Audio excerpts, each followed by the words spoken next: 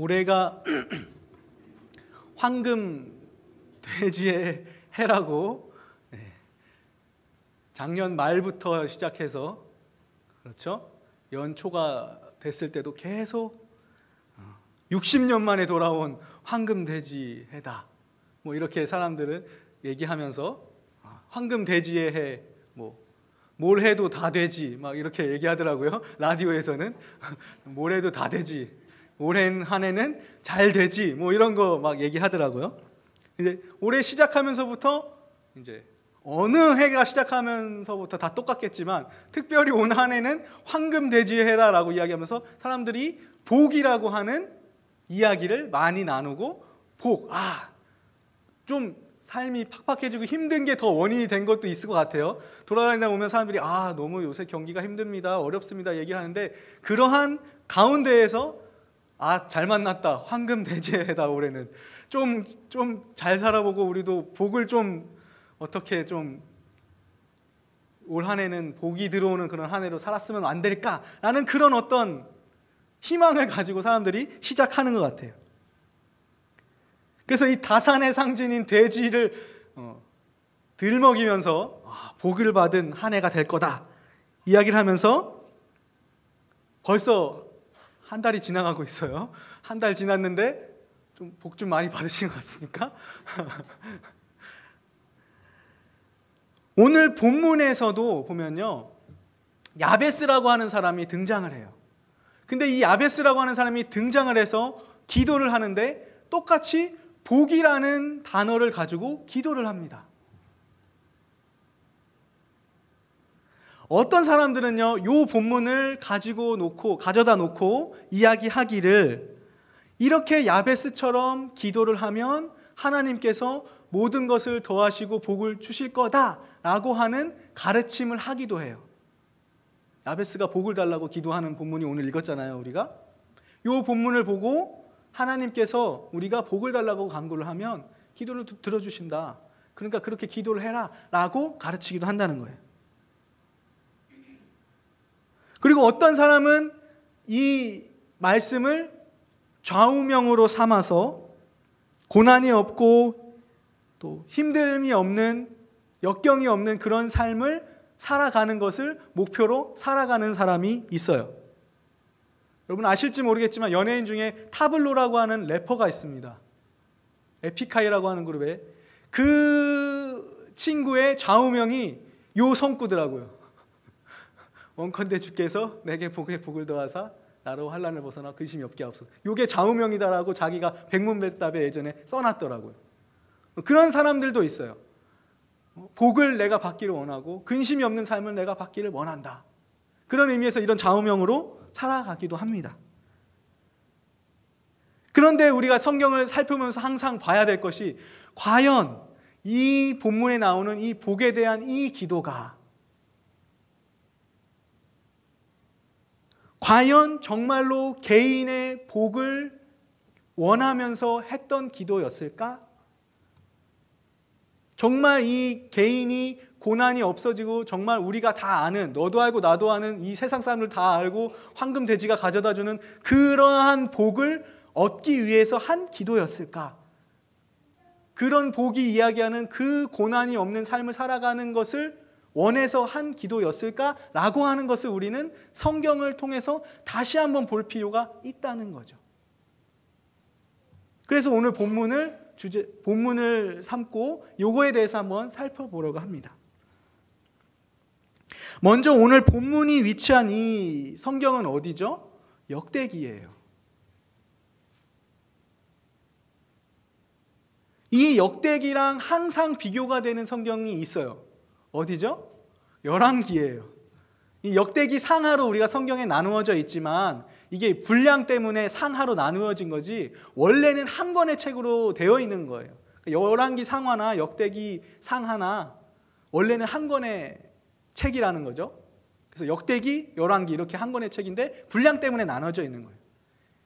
신약에 가서 전후서 막 이렇게 나눠져 있는 거는 한 번 편지 보내고 또 다른 문제 때문에 또 편지 보내고 이렇게 두 번 보내는, 그렇게 원래 합쳐진 책이 아니라 두 번 보내는 이런 경우가 신약에서 이제 서신서들을 접하면서 그런 경우가 있는데, 이 역대기나 열왕기는 원래 한 권의 책이라는 거예요.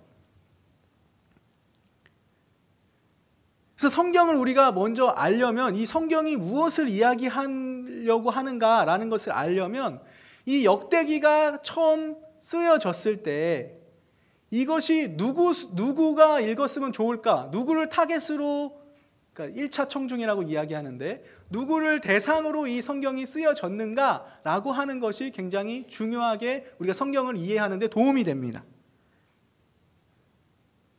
그래서 비슷한 내용들이 많이 등장하는 열왕기랑 이 역대기를 비교해 보면요, 이제 열왕기랑 역대기랑 비슷한 내용이 많이 나오는데 이게 무슨 차이가 있지? 이런 고민들을 많이 하잖아요. 근데 이제 가장 큰 차이, 이 열왕기와 역대기의 가장 큰 차이는요, 먼저 청중, 그 성경이 누구를 대상으로 쓰여졌는가, 청중에서 가장 큰 차이가 드러나요. 이 열왕기서는 포로로 잡혀간 사람들, 그러니까 바벨론으로 포로로 잡혀간 사람들이 1차 청중이에요. 그 사람들을 위해서 쓰여진 성경이에요. 물론 그 사람들뿐만 아니라 지금 오늘날 우리에게도 말씀하시는 메시지가 있는 건 당연한 거고요. 그러나 성경이 먼저 쓰여졌을 때 대상으로 하는 1차 청중은 포로로 잡혀간 바벨론에 포로로 잡혀간 이스라엘 사람들이었다는 거죠.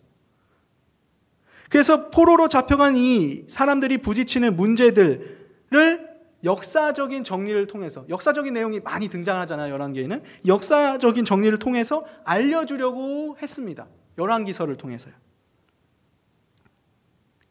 이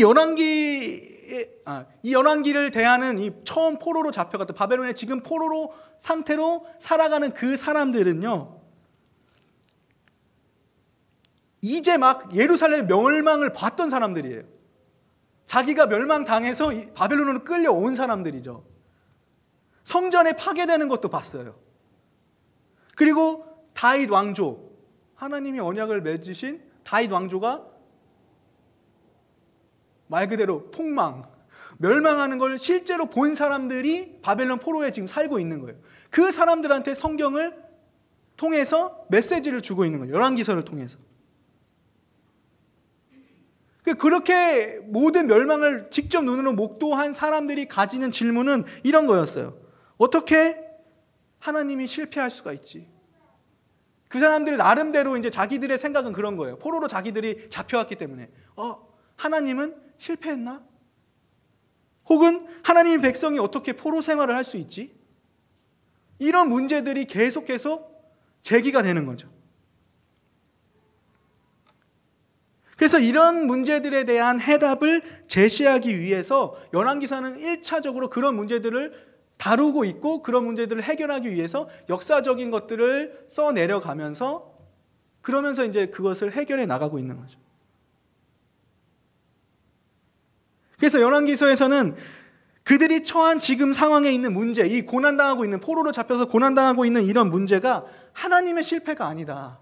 하나님은 잘못한 것이 하나도 없고, 오히려 하나님께서 경고하신 것을 지키지 않은 이스라엘 민족이 하나님 말씀을 순종하지 않아서 이러한 대가들을 지금 치르고 있는 것이다.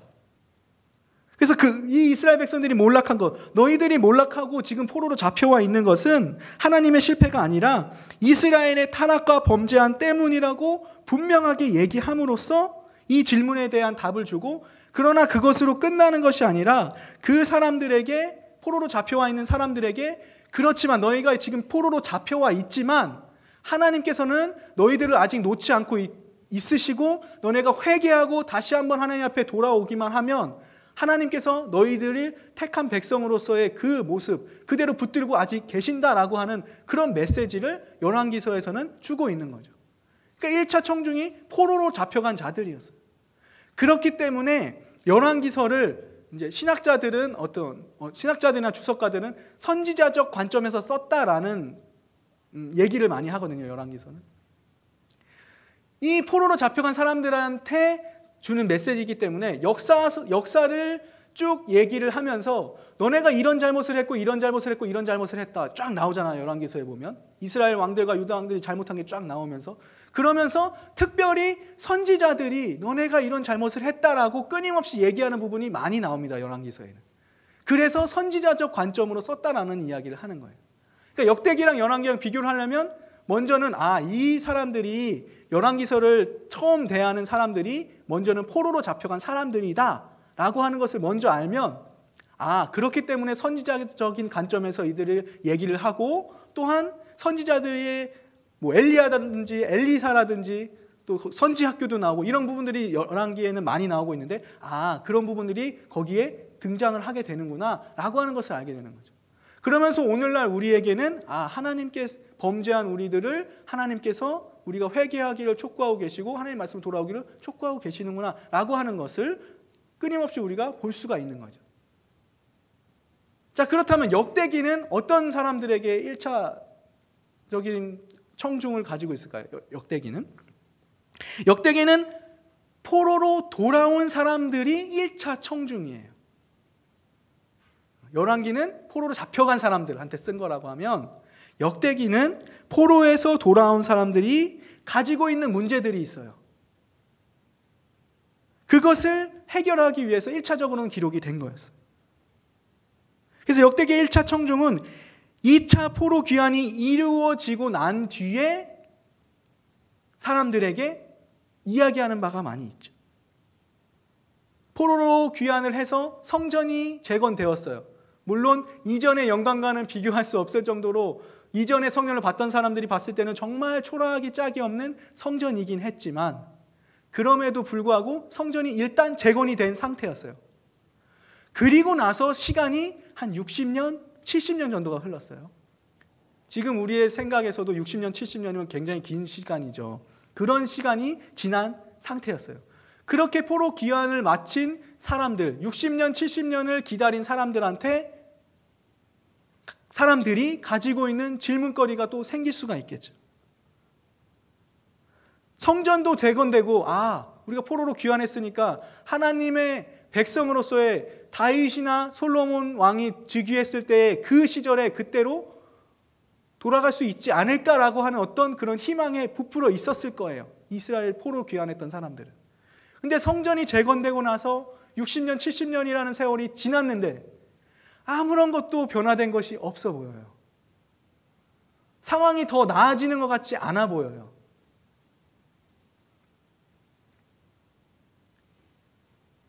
오히려 이 포로 귀환에서 온 예루살렘 주변에 있는 많은 이방 민족들로부터 핍박을 당하고 있으며, 예루살렘 성벽은 쌓을 엄두도, 다시 재건할 엄두조차 내지 못하는 그러한 상황에 있는 거죠.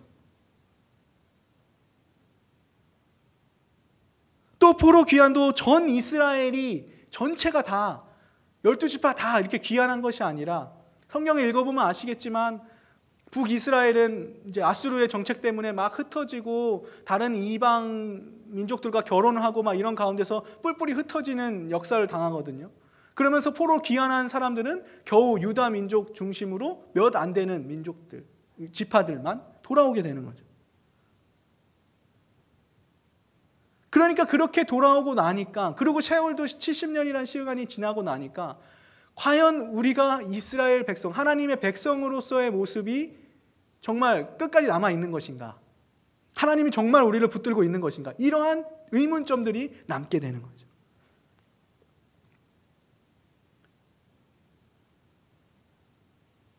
그래서 이런 상황 가운데서 이 사람들의 질문은, 우리는 아직도 하나님의 백성인가? 라고 하는 질문을 가지고 있는 거예요. 포로 이후로 언약의 관계는 혹시 끊어진 것이 아닌가? 이런 질문을 가지게 되는 거죠. 즉 다시 말해서 이 사람들이 가지고 있었던, 포로 귀환에서 가지고 있었던 이 사람들이 가지고 있는 질문들은 하나님의 택한 백성, 선택된 민족, 선민의 영속성이라고 하는 것은 영원히 계속되어지는 그런 걸 뜻하는 거예요. 하나님께서 영속적으로 맺은 계약, 영원한 그 언약이 아직도 유효한가? 말은 영속성이라고 이야기하지만 거기에 대한 의심들이 생겨나기 시작하는 거예요. 너무 세월이 많이 흐르고 있다 보니까. 그런 질문들이 생겨나기 시작하는, 그런 신학적 질문들이 자연스럽게 포로 귀환한 사람들 안에서는 생겨나기 시작한다는 거죠. 그래서 그러한 문제에 대한 해답을 주고 있는 것이 이 역대기에 있는 내용입니다.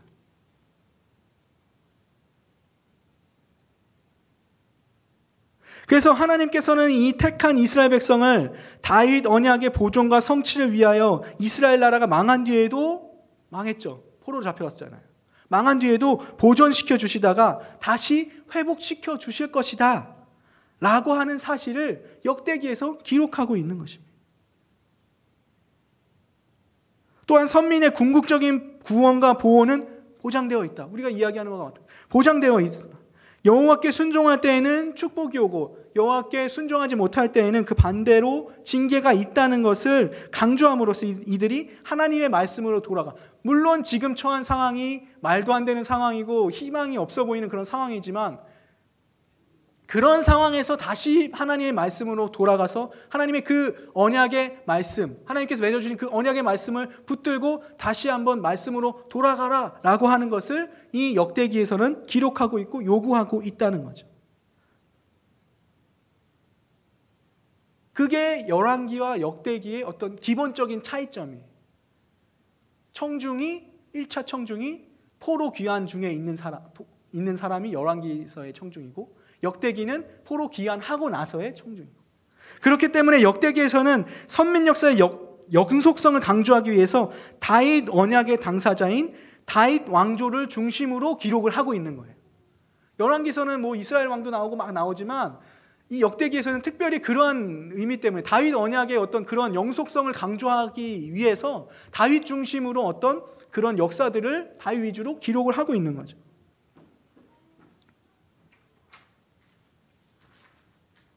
그래서 하나님의 순종 여부에 따라 민족의 번영과 세태가 바뀌는 것을 역사적인 사건을 들어서 보여주기 위해서 그 신앙의 하나님의 말씀을 잘 듣고 있다, 듣고 있지 못하다라는 것을 공식적으로 표면적으로 보여줄 수 있는 어떤 그런 신앙의 모습을 보여줄 수 있는 그런 성전 제사 제도를 역대기에서는 많이 다루고 있는 거죠. 그렇기 때문에 학자들과 주석가들은 이 역대기를 제사장적 관점에서 쓴 성경이다라고 이야기하고 있는 부분이 있는 거죠. 그런 어떤 신앙적인 모습으로 온전히 섰을 때 하나님께서 복을 주셨고 또 그러지 못했을 때는 하나님 앞에 징계를 받았다라는 것을 보여주기 위해서 그 성전의 어떤 제도들을 지켜나가고 못 지켜나가고 하는 것들을 보여주게 되는 거죠. 그런 부분들이 성경의 역대기에서는 많이 등장을 한다는 거예요. 또 이스라엘의 역사의 영속성 및 정토성을 가장 확실하게 보여주기 위하고 또 그것을 잘 정리해 줄 목적으로 다윗의 어떤 그런 족보뿐만 아니라 쭉 거슬러 올라가서 아담으로부터 시작되는 족보의 계통들을 쭉 오늘 본문에서 봤지만 초반에 쭉 그것들을 나열해 주고 있어요. 그러니까 우리가 창세기를 지금 계속 살펴보고 있지만 그 역사에서부터 지금 하나님께서 어떻게 너네들을 택했고 붙들어 주셨고 너네를 통해서 이끌어가고 있는지 그 역사적 사건들을 보여주기 위해서 물론 조금 생략되기도 하고 그런 부분들이 있긴 하지만 그것을 잘 정리해서 아담으로부터 지금 현재 있는 이스라엘 백성들의 그 족보까지 쫙 나열해서 보여주는 이유가 여기에 있는 거죠. 그래서 그 족보들이 등장을 하는 거예요.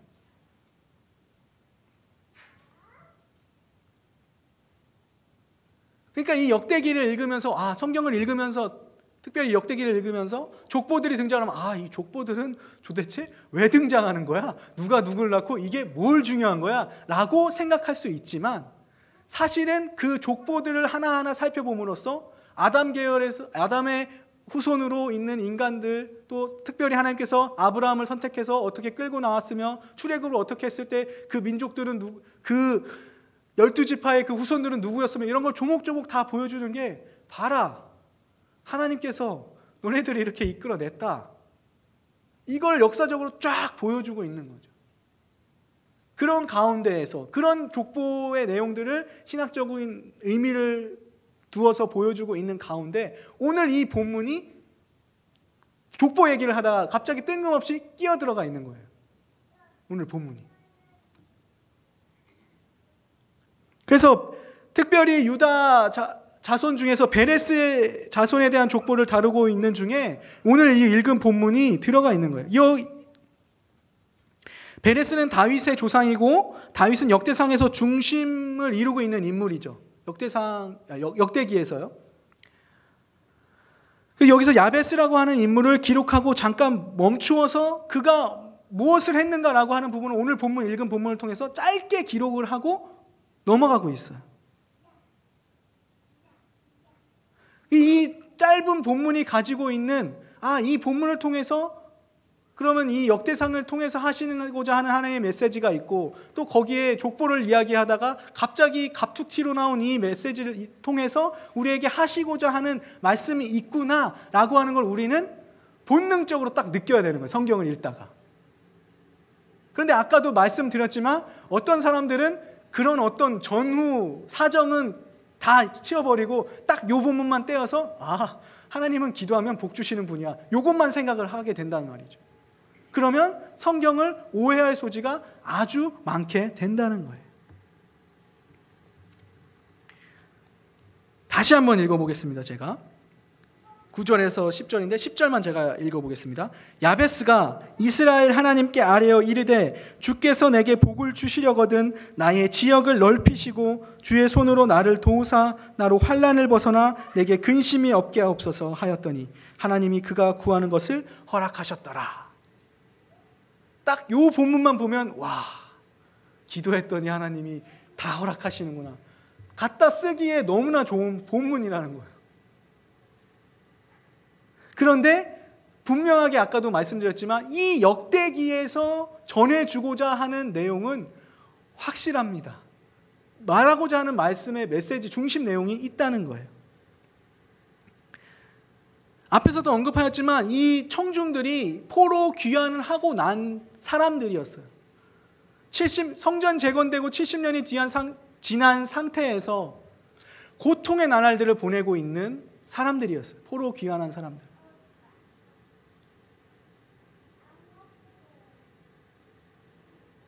바벨론 포로에서 돌아온 사람들에게 하나님께서 약속하여 주신 그 가나안 땅의 영토 회복과 확장에 대한 도전을 심어주기 위해서 이 사람들이 지금 고통 가운데 있잖아요. 이 야베스라고 하는 사람의 이름의 뜻이 고통이라고 하는 뜻이에요.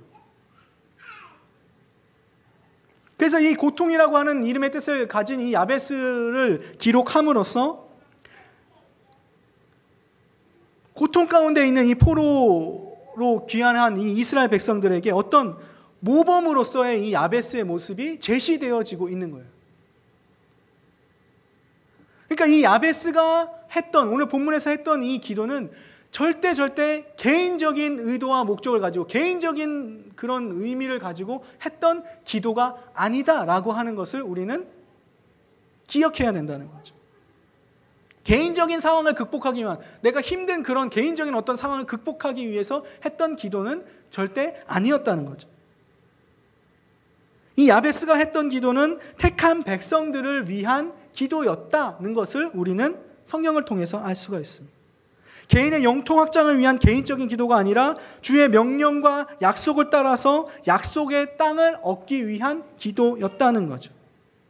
이 야베스라고 하는 사람이 언제적 사람이냐면 가나안 땅을 들어가기 직전의 사람이에요.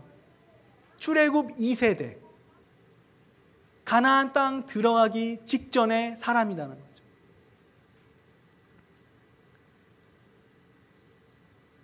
가나안 땅에 하나님께서 약속해 주신 그 젖과 꿀이 흐르는 가나안 땅에 들어가야 되는데, 우리가 성경을 보면 알겠지만 얼마나 이 가나안 민족들이 강력해 보이고 우리는 못 들어갈 것 같은데요, 이렇게 얘기하잖아요. 이 야베스라고 하는 사람은 가나안 정복을 하기 직전에 있는 사람인데 하나님께서 약속하여 주신 그 가나안 땅을 정복하기 전에 그것을 하나님의 약속하신 그 말씀을 근거로 해서 하나님 우리를 도와주세요 라고 하는 그 기도를 하고 있는 거라는 거죠. 가나안 땅 정복하는 것은 쉬운 일이 아니죠. 힘든 일이고 어려운 일이었습니다. 이스라엘 사람들이 실패한 경험도 있고, 처음에 여리고성을 정복할 때는 하나님께서 은혜를 베풀어 주셔서 여리고성을 무너뜨리고 정복하는데 정말 놀라운 역사를 통해서 그렇게 했지만, 그 다음에 정복할 때는 실패한 일도 있고 다 못 쫓아낸 민족들도 있고 여러 가지 많은 문제들이 있는 것으로 보아 그것은 정말 결코 쉬운 일이 아니었다는 거죠. 그러한 가운데서 야베스가 거기에 대한 기도를, 하나님의 말씀의 약속을 붙잡고 지금 기도를 하고 있다는 거죠. 그리고 그러한 상황에서 야베스가 기도를 함으로써 거기에 살고 있는 가나안 족속들을 몰아내고 그것을 허락해 주셨다, 그것을 할 수 있었다라는 것을 여기에 기록해 두고 있다는 것이죠.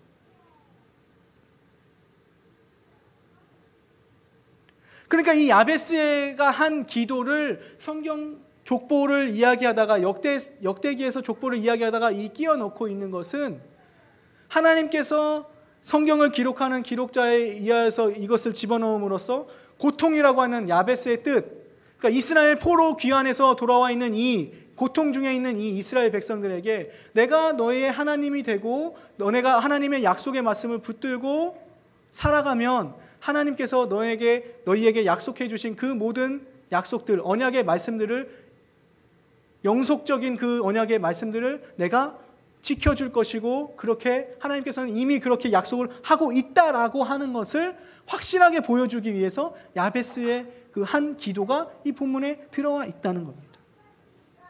그러니까 역대기의 어떤 그런 의도와 정확하게 맞아 떨어지는 그 부분이 여기 야베스의 기도에 들어있다는 거죠.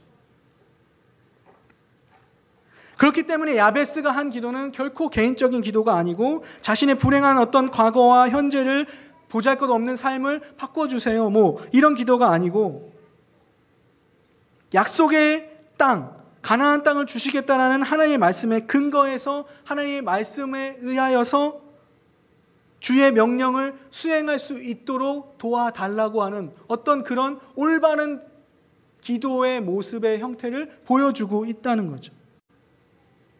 이것을 보면서 우리는 우리의 기도의 모습이 어떠한지를 또 한번 살펴봐야 된다는 거죠.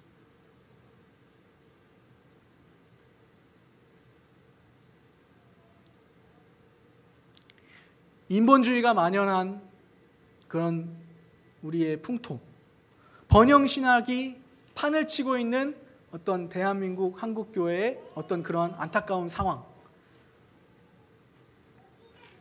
그런 상황 가운데에서 한국교회는 이 본문이 주는 메시지가 그냥 황금돼지가 주는 복 정도로 이해하고 있는 것 같아요. 그러면서 이 말씀을 뚝 띄어가지고 이야기하면서, 봐라, 하나님께 기도하면 모든 걸 다 들어주시지 않느냐, 기적적으로 역사하여 주신다라는 것을 진짜 대놓고 가르칩니다. 대놓고.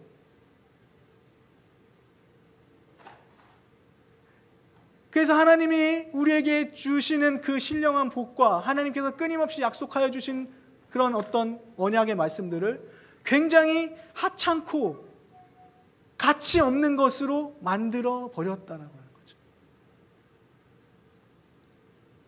그리고 그런 하찮은 것들을 구하는 어떤 표본으로서 이 말씀을 갖다가 사용하고 있는 것이 한국 교회의 현실입니다.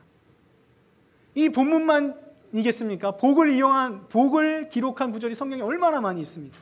그런데 그 많은 본문들을 다 대부분이 이런 식으로 끼워 맞추어서 설명을 하고 해석을 하고 있다는 것이 정말 안타까운 모습이라는 거죠. 성경이 말하고자 하는 원래의 의미는 더 이상 중요하지 않고, 지금 현재의 나에게 어떤 의미를 주는가, 아주 인본주의적인 생각이죠. 지금 나에게 어떤 의미를 주는가, 나에게 어떤 희망을 주고 어떤 소망을 주는가, 나는 그것만이 중요하다. 그렇다면 그것을 설명해 줄게요 하고 한국교회는 그렇게 얘기를 하고 있다는 거예요. 그래서 이렇게 기도하면 응답을 받습니다 라고 끊임없이 우리를 유혹하고 우리를 괴롭히고, 성경이 알려주는 말씀과는 별개의 메시지를 계속해서 주입시키고 또 그런 풍토에 익숙한 우리들은 아, 그게 맞는가 보다라고 생각을 하고 한국 교회는 그렇게 흘러가고 있다는 거죠.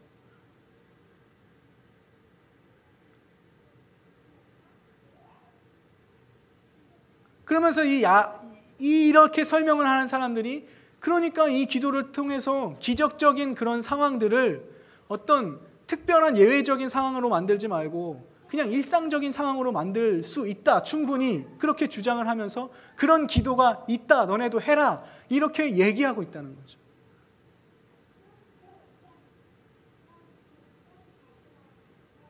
마치 성경을 정말 하나님의 귀한 말씀으로 여기는 것이 아니라 어떤 만화에서 나오는 램프의 요정 정도로 생각해서 내가 원하는 것 성경에서 찾아내면 되지. 내가 조금 힘들면 안 힘들게 하는 거 내가 성경에 찾아서 읽고 마음의 위안 삼으면 되지. 또 심하게는 진짜로 그렇게 될 거야 라고 믿는 사람들도 있다는 거죠. 그런 문제들을 가지고 있다는 겁니다. 우리의 삶 가운데서 기적이 일어나지 않는다는 말이 아닙니다. 기적이 일어나기도 합니다. 그러나 그것은 하나님의 주권에 달려있는 것이지 내가 막 이렇게 해주세요 기도를 한다고 해서 안 되던 일이 기적적으로 일어난다거나 그렇지 않다라고 하는 거죠. 그런 예들이 사도행전에서는 많이 드러나 있습니다. 주의 복음을 전하는 사도들에게 수많은 일이 일어났습니다. 야고보는 칼로 죽임을 당했죠. 그러나 베드로는 옥에서 빠져나오는 기적을 체험했습니다.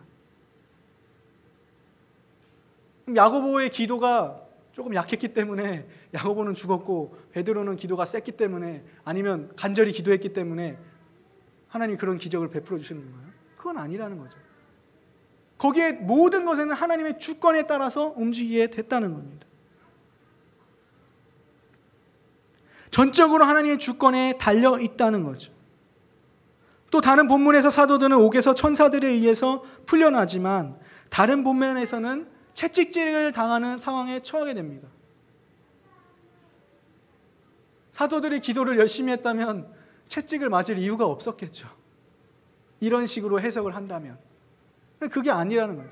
어떤 상황 가운데서는 하나님의 주권적인 역사를 통해서 기적적인 역사를 통해서 하나님의 놀라운 역사를 이루어 가시기도 하지만 어떠한 상황에서는 그 순간의 상황을 하나님께서 침묵하시고 그냥 허용해 주심으로써 하나님의 놀라운 역사를 쓰여가는 경우도 있다는 거죠. 특별히 하나님이 사랑하는 자녀들을 죽음으로까지 내몰면서도 그냥 내버려 두시는 경우도 있다라고 하는 거예요.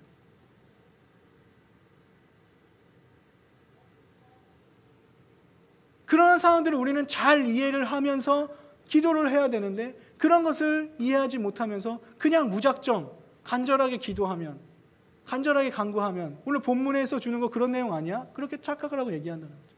사도 바울이 육체적인 가시로 인하여서 3번 하나님께 간구했습니다. 몸에 병이 있었거든요. 그것이 해결됐으면 좋겠다는 생각을 가지고 기도를 했습니다. 그런데 돌아오는 하나님의 답변은 네 은혜가 너한테 족하다. 어쩌면 오늘날 하나님께서 제일 많이 하는, 오늘날 우리에게 제일 많이 하는 답일 수 있어요. 네 은혜가 내게 족하다. 맞죠? 제 은혜가 제게 족합니다. 하나님께서 나를 택하여 주시고 주의 자녀 삼아 주시고 하나님의 자녀를 삼아 주셨는데 더 이상 바랄 게 무엇가 있겠습니까? 내 은혜가 내게 족한 게 당연한 사실이죠. 그럼에도 불구하고 오늘날 많은 이 인본주의 신학과 번영 신학에 물든 많은 교회들이 그런 것들을 잘 이해하지 못한 채 그냥 성경을 자기들 입맛에 맞는 대로 해석하고 나아가고 있는 안타까운 현실이 있다는 거죠. 모든 것에는 하나님의 주권에 달려있고 우리가 기도함에 있어서는 우리가 하나님의 교제와 감사와 회개가 중심이 되어야 된다는 것을 끊임없이 제가 말씀을 통해서 알려드리고 있는 바예요. 성경이 그렇게 이야기하고 있는 거예요. 성경에서 이야기하고자 하는 것이 무엇인가를 우리는 반드시 알아야 된다는 거죠. 황금돼지의 해라고 해서 부와 명성과 건강이 우리에게는 진정한 복이 될 수 없습니다. 이런 것들은 일시적인 것에 지나지 않습니다. 복이 될 수 없습니다. 어떤 사람들은 이런 질문을 합니다. 어떤 한국적인 풍토에서 많이 설교를 들었던 사람들은, 아니 일본이라고 하는 나라는, 지금은 잘 모르겠지만 일본이라고 하는 나라는 귀신도 많이 섬기고 하나님을 섬기는 나라도 아닌데 왜 이렇게 잘 삽니까? 그 질문의 요지는 하나님 안 믿어도 잘 사는 거 아닙니까? 라고 하는 거예요. 그런데 그 질문에 대한 허점은 뭐냐면, 과연 그렇게 잘 사는 것이 진짜 복인가? 라고 하는 것을 질문해야 된다는 거죠. 하나님 없이 잘 먹고 잘 사는 게 무슨 의미가 있습니까? 이 세상에 있는 것 다 없어도 하나님과 함께 살면 그게 복이다라고 하는 것을 하나님께서 성경을 통해서 끊임없이 우리에게 이야기하고 있는 바라고 하는 것을 우리는 기억해야 된다는 거죠. 하나님께서 우리에게 복을 더하사 우리가 하나님의 영원하신 뜻대로 살아가는 그 복을 더해서 우리의 지경이 넓혀지되 하나님의 약속하신 그 말씀의 근거에서 우리의 삶의 전 영역이 정말 하나님의 통치가 이루어지고 있는 그 가운데서 넓어지는 것을 하나님께서는 원하신다라고 하는 것. 그리고 1차적으로는 이 포로 귀환에서 돌아온 이 고통 중에 있는 이 이스라엘 백성에게 하나님께서는 먼저 그것을 이야기하셨고, 걱정하지 말아라. 내가 너희들을 붙잡고 있다. 회복하여 주실 것이다. 시간이 많이 지났지만, 70년이라고 하는 세월이 지났지만 내가 회복하여 줄 것이다. 그 말씀 가운데 붙잡고 있어라 라고 하는 1차적으로 이스라엘 백성들에게 말씀하여 주시고, 또 오늘날을 살아가는 우리에게 동일하게 삶이 공고하고 힘들다 할지라도 정말 말씀대로 살아가면 바보라는 소리를 듣고 그 말씀대로 말씀을 지켜나가면 정말 멍청이라고 하는 그 소리를 듣는 그 가운데서, 그런 고난을 당하고 있는 고통 가운데 있는 그런 상황 속에서, 아니다, 하나님께서 너에게 복을 더하사 너의 지경을 넓혀주실 것이다. 하나님의 말씀에 근거한 그 말씀을 통하여서 우리가 그렇게 살아가도록 해주실 것이다 라고 하는 것을 오늘 동일하게 우리에게 이야기해 주신다라고 하는 거죠. 그 말씀을 우리는 붙여쳐야 되고, 그 말씀을 근거로 해서 우리는 하나님한테 기도하면서 요구할 수 있고, 회개할 수 있고, 감사할 수 있고, 기도를 통해서 교제할 수 있다는 거죠. 그것이 오늘날 우리에게 가장 필요한 부분이다라고 하는 것을 기억하시면서, 이 본문은 절대 개인적인 복이나 개인적인 어떤 고난의 모습을 해결하기 위한 그러한 기도가 아니라 정말로 하나님께서 원하시는 그런 말씀대로, 하나님께서 원하시는 영원한 뜻대로 살아가기를 원하는 우리의 삶이 필요하다는 것을 알려주는 본문이다라는 것을 기억하시면서 우리가 매일매일의 삶을 정말 하나님의 말씀을 통한 예배의 삶으로 드릴 수 있고, 또 하나님의 말씀대로 살아갈 수 있는 그런 성도의 삶을 살아가는 우리의 모습이 될 수 있기를 주님의 이름으로 축원합니다. 기도하겠습니다.